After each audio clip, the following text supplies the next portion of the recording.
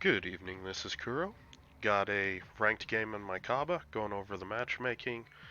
Enemy Montana, Thunder, Yamato, Des Moines, Smolensk, double Shimakaze, and an enemy Kaba. So, really the lesson for this game is it's going to be a discussion, a tale of two Kabas, and how they approach fighting each other. So we're going to start out with a pretty standard play. Come up here to this island, the E7 island, and gonna see what I can do to shoot the backside of the cap. What's up, number one? How are you doing? Dog. You watching dogs? What are the dogs doing? No, you can't have any more cookies. You're gonna turn into a cookie if you eat any more. So, just pushing up here, and obviously the idea is uh, support my gearing so he can maybe cap B, the Moskva, radars anything back here if I can't spot it, and in general just bring a field of fire. No, you can't draw on that. That's for Daddy's work.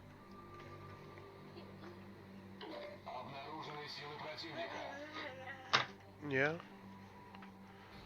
here you go. No, you don't want that? Okay.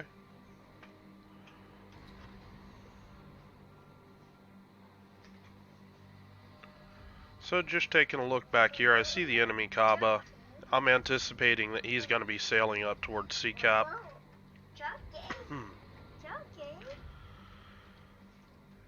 And just being patient, seeing what's if anything is going to step on the cap, if we're able to radar anything.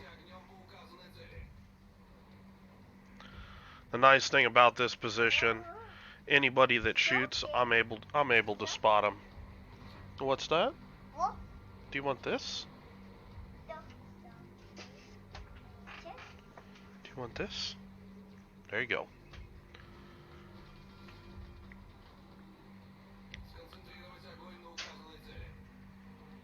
So, once my gearing's capped B, I'm gonna go ahead and I'm gonna pull up. I've got a Yamato he's pushing north, and I'm kind of seeing an opportunity that maybe I can try to harass and delay C cap. But my Haragumo's pushing A cap, and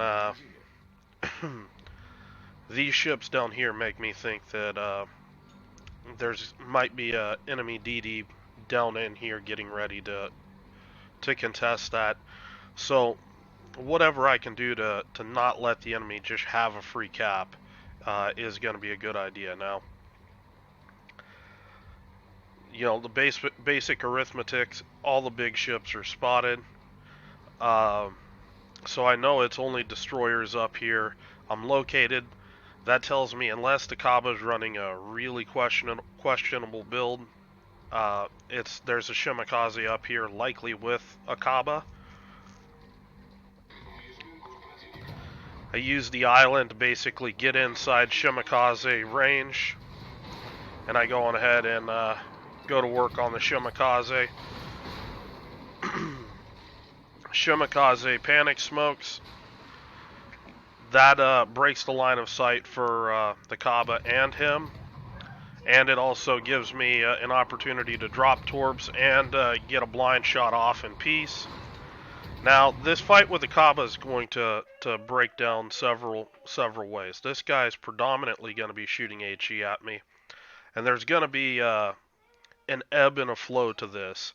But the overall positioning of the ships is critical. Look at the direction that I'm headed as opposed to the direction he's headed. As this fight is going to break out, his support is a Shimakaze.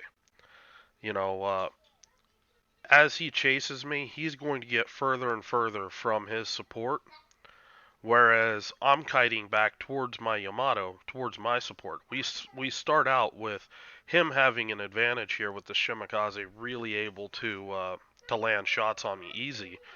Now a lot of those are gonna shatter on the 50 millimeter plate and also the 25 millimeter deck that Kaba has. Um, but the point is that he's going to have a harder and harder time of getting any sort of support as this fight draws out. But not only this, you're going to see me switch ammo types in a couple seconds. To AP, he's going to give me more broadside. You're going to see me switch to AP. Now right here, I'm just keeping my back guns on him, and I'm only exposing my broadside momentarily. There's the ammo type switch. Now he does a good job at slowing up here, and he starts angling to me. Now this ammo type switch, you see I just bounced all 5 there. Okay, so that actually puts me behind the 8 ball because he's been shooting HE the entire time. And if you look, we're pretty close HP wise right now. But now we've kind of entered a separate phase of the battle. Take a look at how he's turned. What's most likely happened if his guns are now pointed like this at me, what's his rear guns doing? The rear guns have started the 180 degree turn all the way around. So if he's now in a situation where even if he goes to open up his broadside, he's gonna miss his rear guns for maybe a volley or two, maybe more, if the further those guns go through their rotation. And this angle even brings him closer to the Yamato than he was before. So now his DPM now is dropped down to 50% because he can only use his front guns. Whereas now you look at me, now I'm consistently angling at him, and now I'm going to be dumping all four turrets with HE right into the front of his ship and into the superstructure. And I'm still just going to keep kiting away, just staying safe from the Shimakaze, dodging the Shima torps.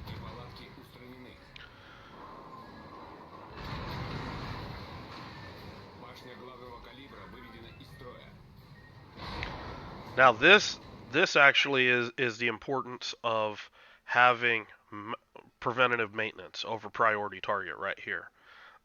You see, I've already had to repair broken guns. I'm down another gun right now, and that's reduced my DPM by 33%. Absolutely, every destroyer needs to run priority target, or not priority target, preventative maintenance to basically give them the maximum edge when you get into these destroyer fights.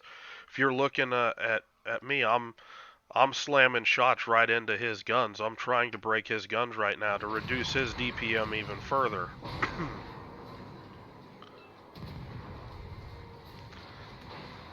Now you look now, that's the shot that I was looking for. That I knew it's only a matter of time as I pull this guy further and further out from his support. He's getting closer and closer to my Yamato, and bam. Was it a fair fight? No. Was it a fight I probably could have won on my own? Probably. But it would have cost me a lot more HP. Uh, you know, this guy, he did play pretty well. He did have an HP advantage on me earlier on. He did a good job responding to the AP angling, and him angling right there actually put me behind the damage 8 ball from the get-go. I started out a little bit lower because I wasted a couple volleys on, not wasted, but I put a couple volleys into the Shima, whereas he was just shooting me the entire time.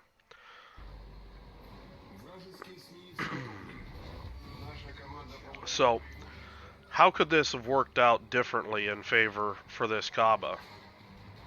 Honestly, if I were the Kaba, you obviously can't rely on the Shima doing the right thing, using his smoke, and then him staying in the smoke, the Shima coming out to spot me. That would have been ideal. But um, you can't rely that a Shimakaze or another destroyer is going to play it that smart. I would have kited up here, and that would have kept me torpedo safe. It would have let me shoot back, and at the same time, my Yamato, which was around here, I'd be a really hard target for that Yamato. It's so many destroyer fights uh, turn on that one shot from support. It's why, good players always shoot destroyers, because it just takes that one volley. Could be 2,000, 3,000, even 4,000 HP that you do to a DD, completely turns that fight in favor of your DD.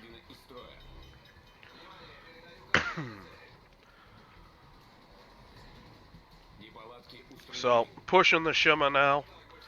Um, I fully intend to try to push this cap. The Montana gets spotted, and it's going to be kind of interesting up here. I'm seeing a damage dealing opportunity. Right here, I'm looking to try to keep this island between me and the Montana, and I'm looking at maybe dropping torpedoes here if the Montana turns in. At this point, I'm pretty sure the Shima's run off. And Montana just shot. He's got his guns looking the other way. I'm just going to start slinging shots into him. But that's also going to push the Yamato out. Shima does a cheeky job resetting me. I can't get I can't lead a shot onto him, so he's going to get 2 shots into me. But honestly, most DDs with 127 millimeter guns, unless they're running IFHE, they have a hard time actually shooting and doing damage to Kaba unless they're using AP on the broadside of my ship. So, was getting ready to tee off and finish the Shima. My Kremlin managed to take care of the problem for me, and now it's just a matter of dealing pain to this Montana, whose damage control is still on cooldown. I've got the double fire, and I'm reversing in C-cap, and this game is going to be a quick stomp.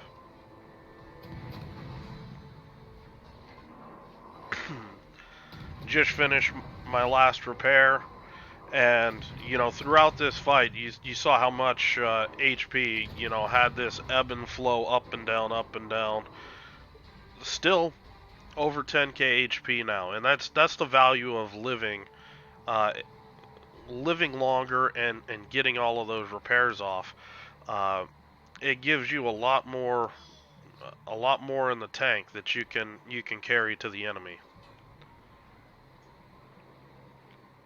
So just gonna push up here. The enemy Thunderer goes down, and now we've got 24 seconds for the game to close out, and this one's gonna be a win. So I hope you guys enjoyed this game. A little bit of a detailed discussion between 2 Kabas duking it out, and if you guys have any questions or comments, leave them below.